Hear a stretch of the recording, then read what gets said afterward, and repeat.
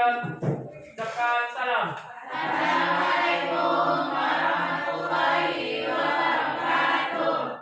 Waalaikumsalam warahmatullahi wabarakatuh. Gimana kabarnya? Baik, alhamdulillah, luar biasa. Tetap semangat. Allahu Akbar. Ya. Selamat pagi anak-anak semuanya. Sebelumnya belajar kita baca doa dulu ya. Bismillahirrahmanirrahim. Rabbil zidni ilman warzuqni fahman. Ya Allah, tambahlah ilmuku dan berilah aku pengertian yang mudah. Amin ya rabbal alamin.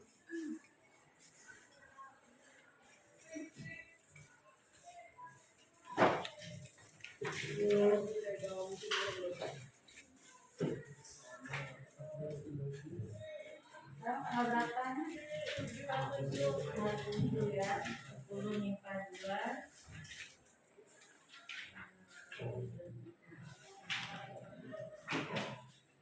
Airin Dwi Arianti, Al-Faridi Amar, Moses, Andina Khairunisa, Jasia Luciana, Moses dia, minta izin dulu. Dedi Wahyu, Evita, Evita, Fadil Gifari, sakit. Putri Nazratul, Ezia Rahmanti, Muhammad Farel,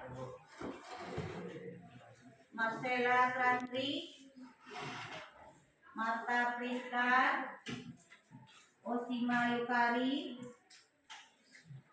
Rahmatul Nazila, Rara Mantri, Raihan Daniel, Selaiya, apa?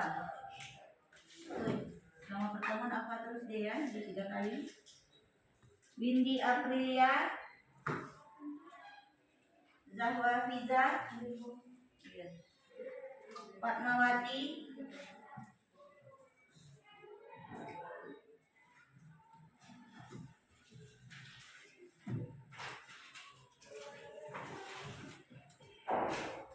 sekarang kita belajar apa? Biologi. Biologi ya. Minggu kemarin Ibu juga sudah masuk di kelas ini. Kita belajar tentang materi virus. Ya. Virus itu yang sedang membumi atau yang sedang melanda Indonesia bahkan dunia. Ya, dilanda oleh pandemi karena penyakit yang disebabkan oleh virus. Penyakit apa? Corona. Sudah bisa diatasi? Ya, caranya cuma dengan menjaga protokol kesehatan. Dengan cara juga meningkatkan imun tubuh kita. Menjaga imun dengan cara menjaga kebersihan, kemudian meningkatkan nutrisi atau pola hidup sehat, meningkatkan gizi makanan. Ya. Apa contoh penyakit lain yang disebabkan oleh virus selain corona? Coba anak Ibu. Campak. Betul, campak. Kedua apa lagi? HIV, ya. Nah, itulah contoh-contoh penyakit yang disebabkan oleh virus campak, HIV. Bisa juga menyerang hewan, ya. Bisa juga menyerang tumbuhan dan menyerang manusia. Sekarang kita masuk materi berikutnya, yaitu tentang kelompok Monera. Nah, sudah pernah dengar kata Monera? Belum. Oke, SMP? Belum. Kelompok Monera ini udah dipelajari nak dari SMP, ya. Atau yang biasa juga disebut sekarang dengan kelompok Eubacteria. Kalau dulu namanya Monera. Monera ini berasal dari kata moneres, betul? Apa arti moneres?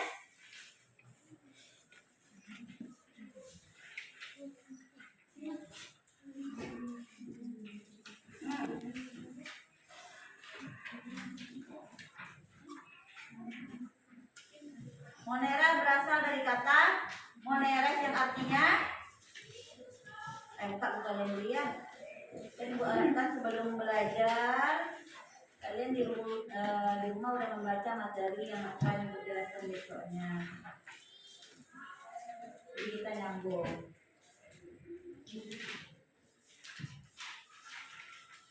Moneres artinya adalah tunggal, ya.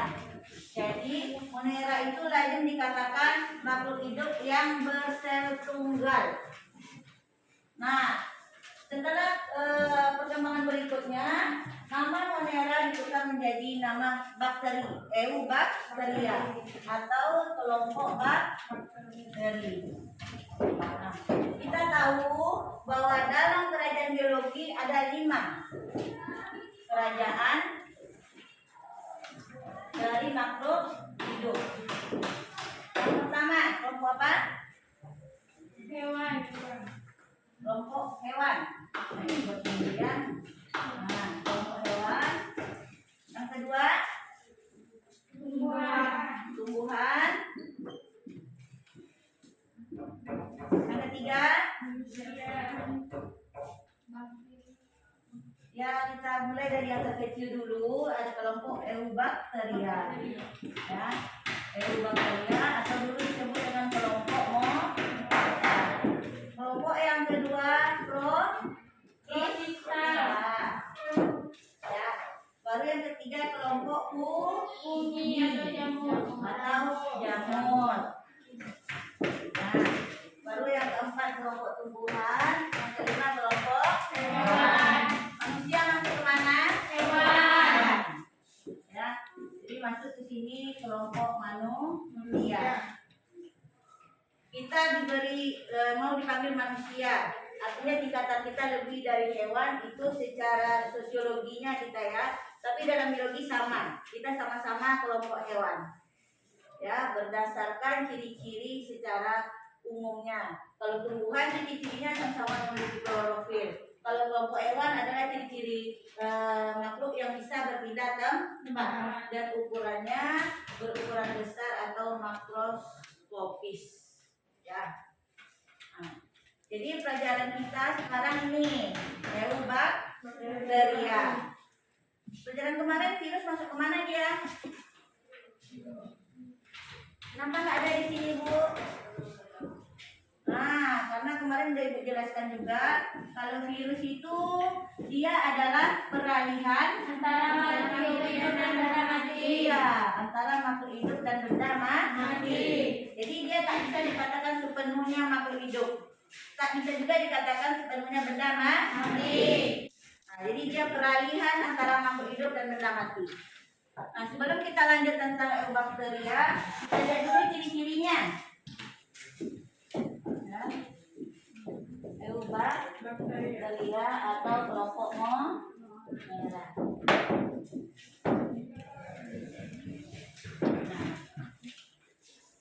Bakteri ini ukurannya besar atau kecil? Kecil. Ya. Jadi karena ukurannya kecil, dia cuma bisa dilihat dengan menggunakan mikroskop.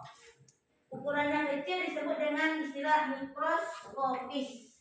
Ya. Bisa dilihat cuma dengan mikroskop. Mikroskop apa? Mikroskop cahaya. Ya. Tapi kalau virus karena ukurannya lebih kecil lagi dari bakteri, maka dia bisa dilihat dengan mikroskop elektron. Kalau bakteri dilihat dengan menggunakan mikroskop cahaya. Ya, kita lihat ciri-ciri dari bakteri ini. Pertama, ukurannya sangat kecil. Berapa ukurannya, Nak?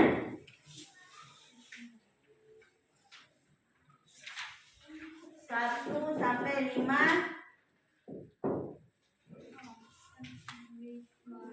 mikron.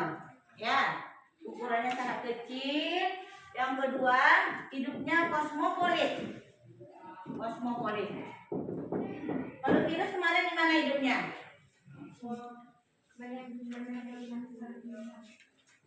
Iya, hidup menumpang pada sel inang. Ya, pada sel inang. Jadi dia itu parasit 100% atau parasit obligat.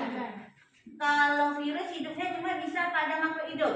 Jadi pada tubuh manusia, tubuh hewan, dan pada tumbuhan. Bahkan pada sel bakteri itu sendiri virus hidup.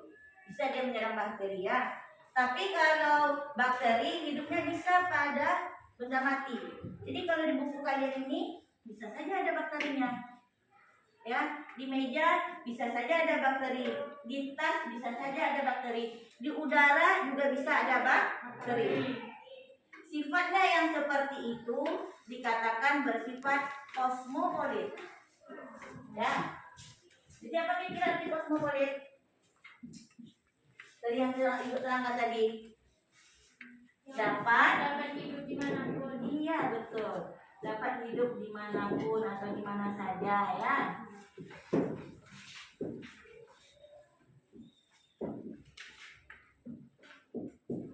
Nah, jadi yang ketiga apa lagi? Kalau kita lihat di luar itu daun pisang apa warnanya? Hijau. Ya. Nah, kalau bakteri tidak ada yang berwarna hijau. Karena apa? Karena dia tidak punya klorofil. Ya. Jadi bakteri tidak mempunyai klorofil.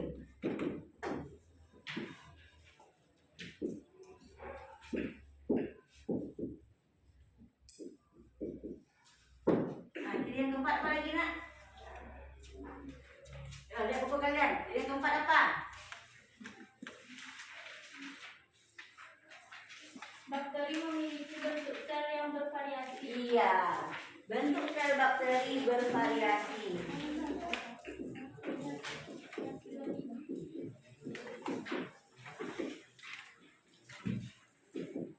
Ya, bervariasi ini artinya bermacam-macam.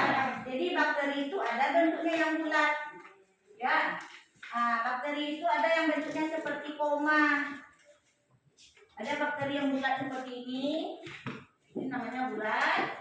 Ya, ada yang berbentuk seperti koma, ada yang berbentuk seperti batang. Ya, seperti batang ini biasa disebut dengan bentuk basil. Jadi kalau zaman dulu orang bilangnya kena penyakit dia, penyakit apa? Karena kuman. Pernah nggak kalian dengar itu? Nah, penyakitnya karena kuman atau karena basil. Nah, identik orang menganggap kalau bakteri itu adalah basil atau kuman. Nah, sebenarnya basil di sini adalah salah satu bentuk dari bakteri. Jadi bentuk bakteri itu ada yang bulat, ada koma, ada yang berbentuk batang. Makanya dikatakan bentuknya bermacam-macam atau bervariasi. Ya. Di sini ada pertanyaan?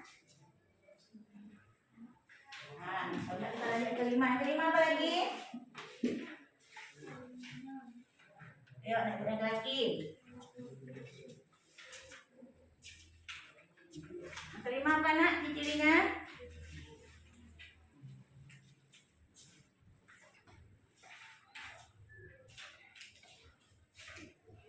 Silakan.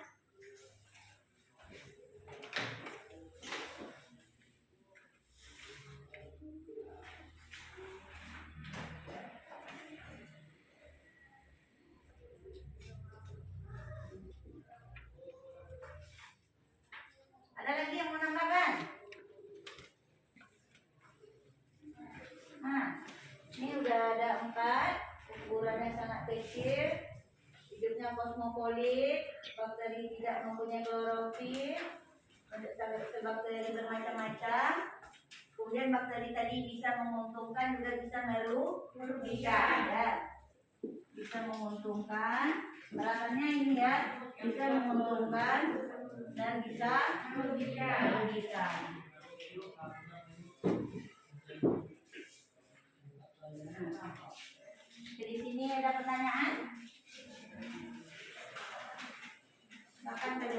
depan. Kalau ada yang mau tanya sama ibu, silakan.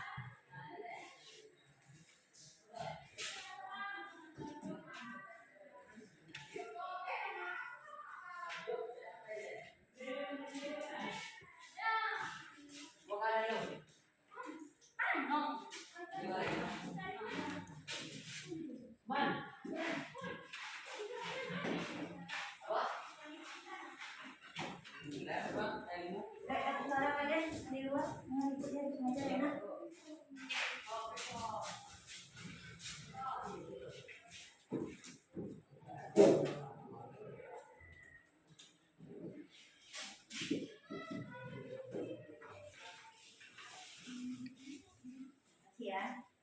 Nah, silakan kalian perhatikan gambar yang ibu pampangkan ini. Ya. Kira-kira ini gambar apa? Iya, bakteri. Hubungkan dengan materi kita sekarang. Ini adalah gambar bakteri. Gambar sel bakteri. Ya. Ini adalah salah satu contoh bentuk dari sel bakteri. Kita lihat dulu struktur atau bagian-bagiannya. Struktur atau bagian-bagian sel bakteri. Nah, sebuah sel bakteri terdiri atas bagian terluarnya itu adalah kapsul. Kapsul. Kalian pernah nggak minum obat berbentuk kapsul? Apa isi kapsul itu nak? Bubuk ya, bubuk atau semacam tepung ataupun bubuk yang berfungsi sebagai obat. Kira-kira apa fungsi kapsul tadi? Di dalamnya ada jelas bubuknya sebagai tempat bubuk dan melindungi bubuk tadi supaya tidak tumpah. Jadi sebagai pelindung. Begitu juga dengan bakteri. Kapsul ini adalah bagian terluar, yaitu melindungi bakteri dari kondisi yang tidak menguntungkan. Ya, menguntungkan itu bisa dari segi cuaca mungkin atau serangan dari musuh luar. Yang penting itu berfungsi sebagai pelindung. Nah, ini bagian yang kedua. Setelah kapsul itu dia juga mempunyai dinding sel. Dinding sel. Ruang kita ini ada dinding nggak? Ya. Ada dindingnya. Ya. Ada berapa dinding kita ini? Nah, 4 ya. Apa fungsi dinding untuk ruangan ini? Ya, melindungi kita supaya aman berada di dalam ruangan. Kalau ada ayam nggak nyelonong aja dia masuk, nampak sama kita di pintu, ya. Atau ada yang lain makhluk lain mau masuk, kita terlindung ada di dinding. Lebih aman lagi kita kasih pintu, kan? Nah, bakteri juga supaya aman dia juga mempunyai dinding sel. Kemudian yang ketiga dia mempunyai membran sel. Di satu kapsul, 2 dinding sel, membran plasma.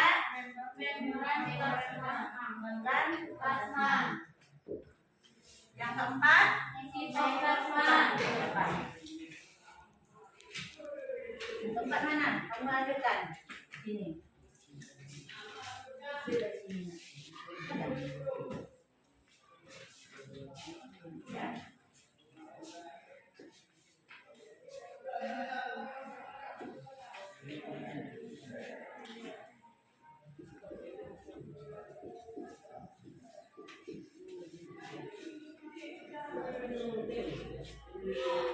Ya, yang keempat apa? Coba sebutkan.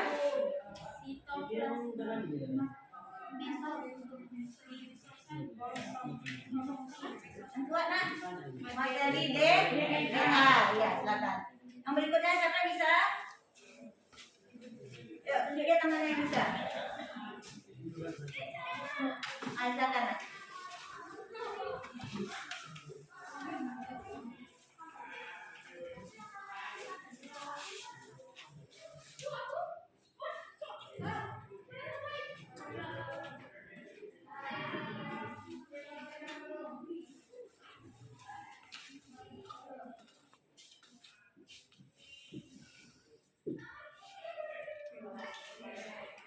Pilih ya. Iya, betul. Pilih. Lanjut yang berikutnya. Nah, yang terakhir lagi. Yuk. Sana. Ya.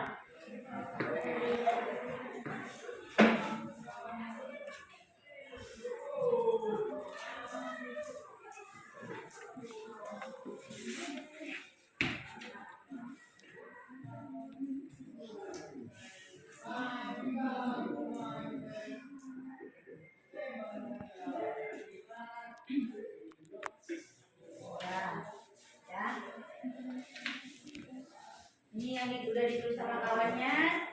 Yang keempat materi DNA. Mana dia materi DNA? Nomor 4 ya. Materi DNA ini letaknya adalah di dalam sel. Nih, materi DNA ya. Kemudian pilih. Nih, pilih nukleoid. Nukleoid itu adalah nih ya. Jelaskan yang ini ya. Setiap sel itu mempunyai nukleus, ya, baik itu eubakteria, protista, fungi, tumbuhan, hewan. Tapi bedanya eubakteria ini dia mempunyai materi inti atau materi nukleus, tapi dia tidak mempunyai membran nukleus. Membran nukleus itu adalah selaput macam telur ya. Kalian kalau makan telur, bagian terluarnya itu keras atau lunak? Bagian terluar dari telur keras ya, itu disebut dengan kulit telur atau cangkang telur. Kalau telur rebus kalian makan, telur kan buka cangkangnya. Kalau kalian buka pelan, di bawah cangkang itu ada enggak yang putih itu? Nah, itu yang sama dengan membran ya. Kalau itu contohkan pada tadi itu membran, baru nanti ketemu telurnya, baru dia dengan putih itu adalah nukleusnya atau inti telur tadi. Itu sebenarnya. Nah, pada eubakteria dia mempunyai materi inti. Ada gini ya. Ini adalah sebuah sel. Nah, ini dinding sel. Ini dijelaskan di sini ya. Ya. Nah, di dalamnya ini dia mempunyai materi inti, tapi dia tidak mempunyai membrannya. Nah, materi intinya ada, tapi membran pembungkusnya ini yang nggak ada. Tapi materi inti dia punya. Sel yang seperti ini disebut dengan sel prokaryotik. Ya, maka bakteri ini selnya adalah prokaryotik karena inti selnya tidak mempunyai membran inti. Tapi kalau yang 4 ini, protista, fungi, tumbuhan, dan hewan, kalau contohkan ini adalah sebuah selnya, dia mempunyai materi inti, tapi materi inti ini dibungkus oleh membran. Nah, berarti dia mempunyai membran inti. Sel yang mempunyai membran inti disebut selnya eukaryotik atau eukariota. Paham bedanya? Ya. Jadi sel prokaryotik tidak mempunyai membran inti, sel eukaryotik mempunyai membran inti. Mana saja yang termasuk sel eukaryotik? Apa ini? Eubakteria atau bakteria atau kelompok monera. Ini sama, dia namanya beda, tapi organismenya itu sama. Ya, sama. Kalian panggil Ibu Suryani Isnul, juga orangnya. Ibu Suryani, Ibu juga. Ya, Ibu Isnul itu juga. Jadi namanya saja yang berbeda, organismenya sama. Sampai di sini, Pak? Kemudian di sini dia punya flagel. Flagel gunanya adalah sebagai cambuk atau sebagai alat gerak. Kadang bakteri itu kan bisa hidup di air, ya. Nah, jadi dia mempunyai alat gerak atau cambuk. Ribosom. Apa fungsi ribosom, Nak?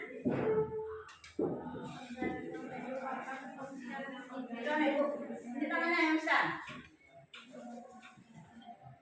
Ini tangan yang bisa. Oh, bisa? Bisa? Nah, silakan.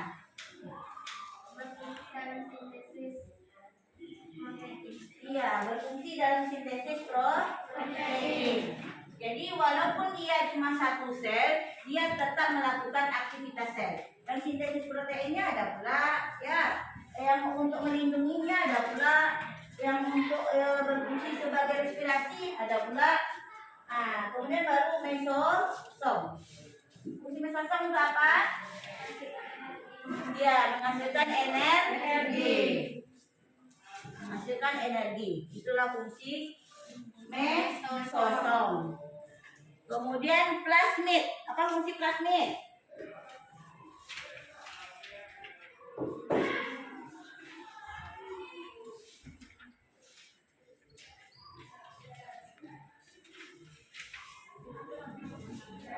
Apa? Plasmid itu sama dengan mana? Membran plasma. Banyak lagi. Mana plasmid itu?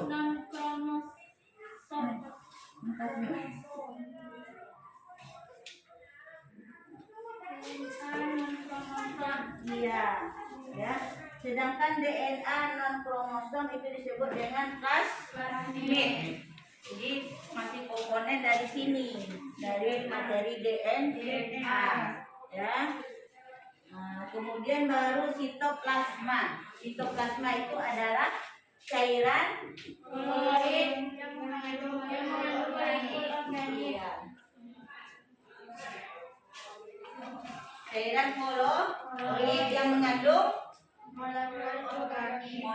molekul organik. Nah, itulah struktur dari sel bakteri. Struktur sel bakteri, ya. Dia terdiri atas bagian-bagian ini. Ada berapanya? Mulai dari kapsul sampai ke sitoplasma.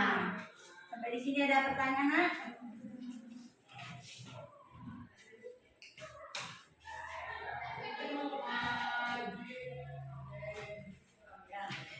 Diharapkan dengan pembelajaran ini kalian ya paham dan mengerti tentang ciri-ciri, ya, struktur, reproduksi, dan peranan dari sel bakteri.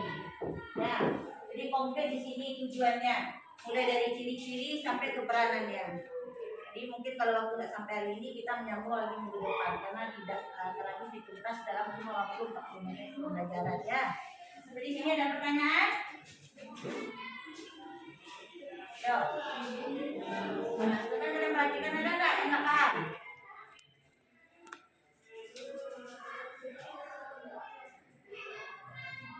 Silakan kalian catat sendiri yang diterapkannya. Struktur, kemudian ciri-ciri sel bakteri, ya.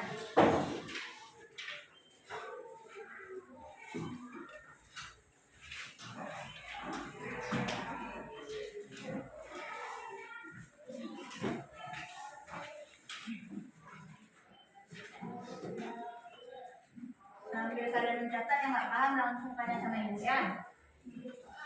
Intinya aja kalian catat.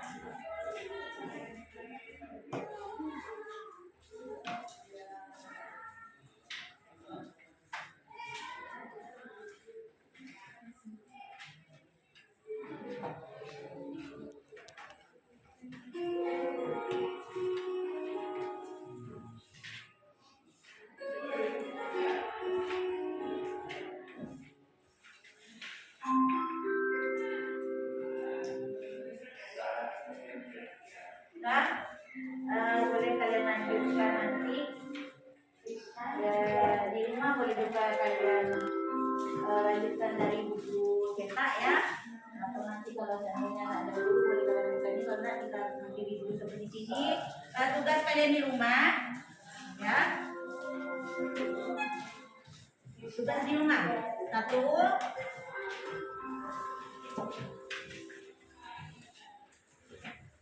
Jelaskanlah cara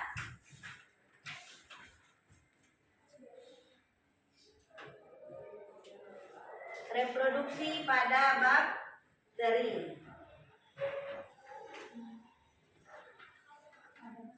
Ya, jelaskan reproduksi ya pada bakteri. Yang kedua, sebutkanlah peranan bakteri.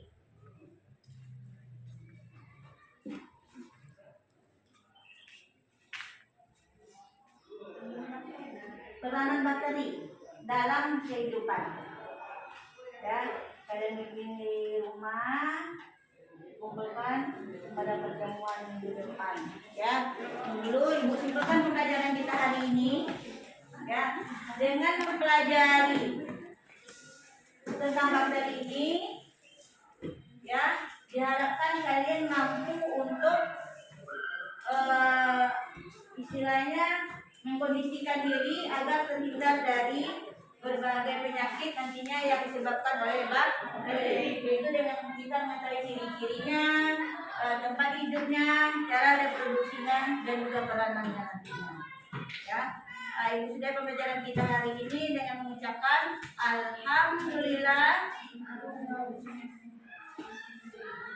Ya, kita sudah dengan mengucapkan alhamdulillahirabbil alamin. Sama lagi nak, ucapkan apa? Alhamdulillahirabbil alamin. Sudah dengan assalamualaikum warahmatullahi wabarakatuh.